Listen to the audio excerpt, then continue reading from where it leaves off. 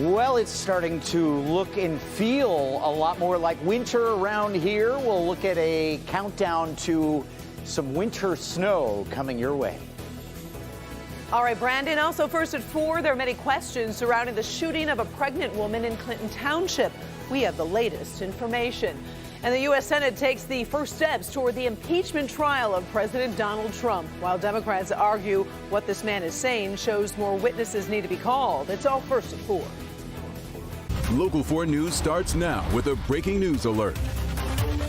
And we begin with breaking news from Detroit's West Side, and that is where a 17-year-old girl has been found dead after being stabbed. This is video from the scene on Granville Avenue near Finkel and Outer Drive. We're told a family member heard noises inside the home, went downstairs, and found that girl. Right now, police have an 18-year-old man in custody. We've got a crew on the scene gathering the latest information. Make sure to watch for our next report tonight at 5. Well, first at 4, the U.S. Senate moving forward with the impeachment trial of President Donald Trump. Plus, we are hearing new allegations against the president, and a nonpartisan agency says his administration did break the law. We start with 100 senators sworn in as jurors. Do you solemnly swear that in all things appertaining to the trial of the impeachment of Donald John Trump, President of the United States, now pending, you will do impartial justice according to the Constitution and laws, so help you God? That was Supreme Court Chief Justice John Roberts administering an oath to be impartial in the trial. Then each senator was required to sign a book after taking the oath. These procedures haven't been changed since 1868. There's much more going on. Let's bring in Devin Skillion. He's in the newsroom with the latest. Devin. Well, Karen, a lot to get to here. The day's events were held in a rather hushed, formal tone, calling attention to the gravity of this situation. This is a trial to determine if the duly elected president of the United States should be removed from office. Around noon today, the House impeachment managers walked through the halls of the U.S. Capitol, bringing those articles to the upper chamber. Now, normally, members of the House don't speak on the floor of the Senate. Today was different. President Trump thus warrants impeachment and trial, removal from office, and disqualification to hold and enjoy any office of honor, trust, or profit under the United States.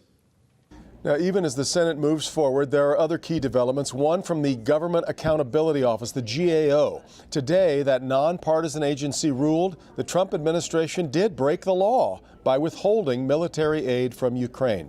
Also, everyone talking about the new claims made last night by Lev Parnas, an associate of the president's personal attorney, Rudolph Giuliani. He is under indictment in connection to the Ukraine scandal. Very important to point that out. But he claims that President Trump was well aware of the push to get Ukraine to announce an investigation of the Biden family. President Trump knew exactly what was going on. He was aware of all of my movements.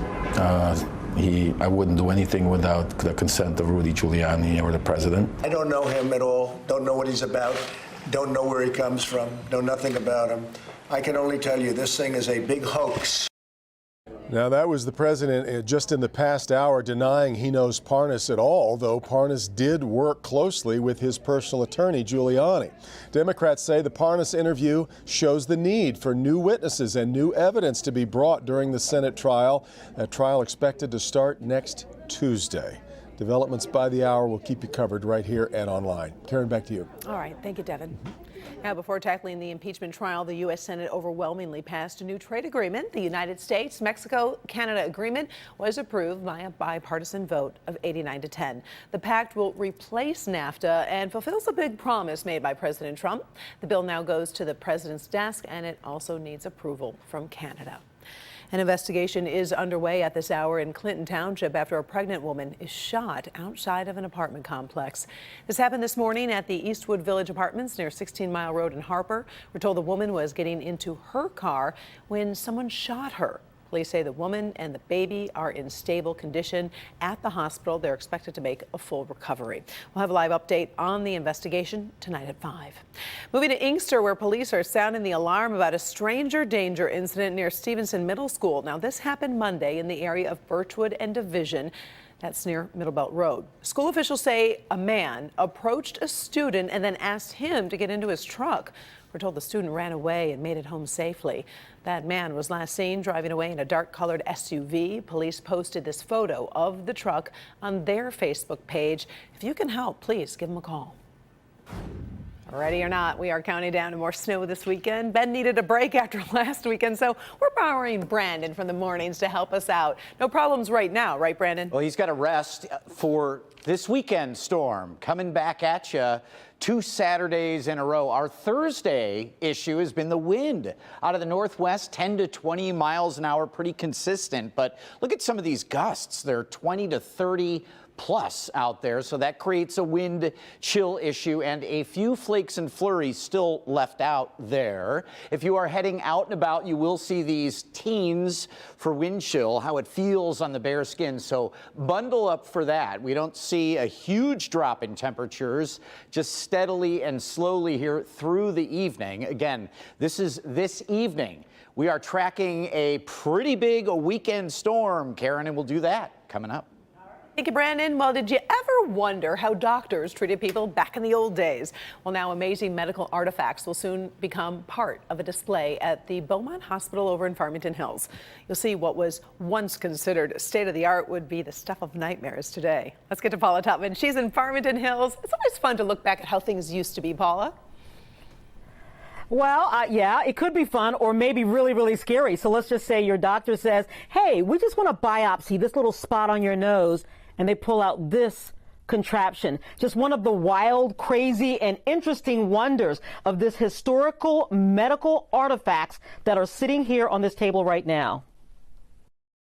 The artifacts are a treasure trove of antiques. And again, this is from pre-World War II. Curated by retired Beaumont orthopedic surgeon, Dr. Jermaine Fritz. So these are magnifying glasses.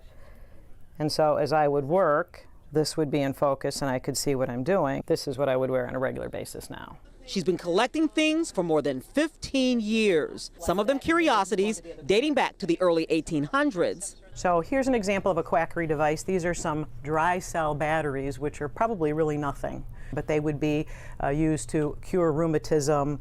You would put these electrodes on the patients after you got the sponges wet and then apply them.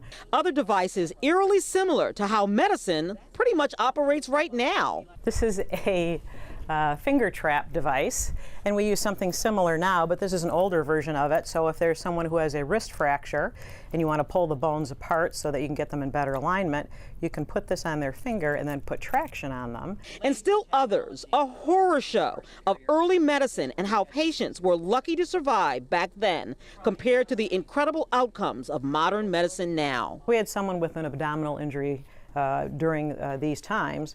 They might make a large incision using a knife like this. They may use some needles and suture similar to this and sew the patient's abdomen up with that.